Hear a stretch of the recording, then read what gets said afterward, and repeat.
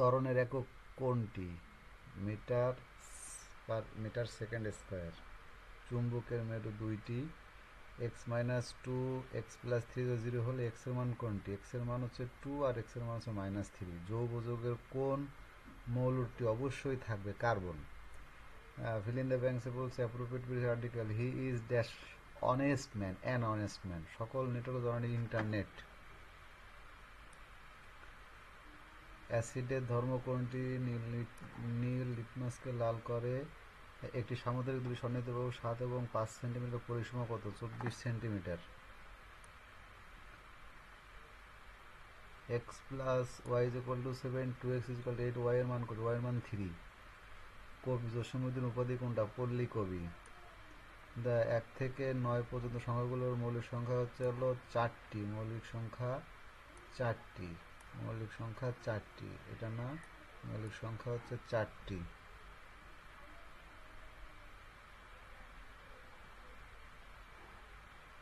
নিচের কোন যৌগটি ক্ষার? NaOH।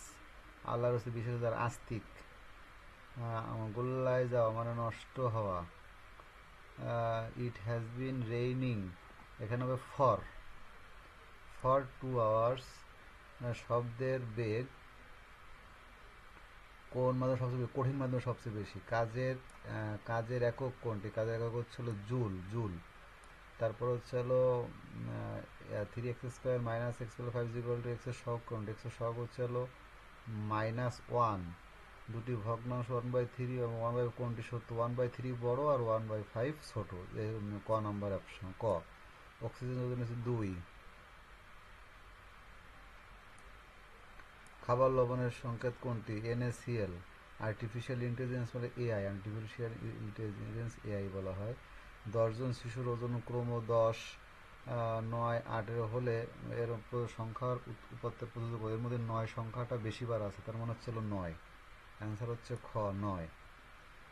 তারপর নিচের কোনটি correct spell? Grammar, GRAMMAR grammar. এটা হচ্ছে ঘ। tan 45 ডিগ্রির মান হচ্ছে 1। আকাশে চড়ে বেড়ায় যে আকাশচারী, এখানে পাখি, আকাশী বিমান, আকাশচারী। 0.1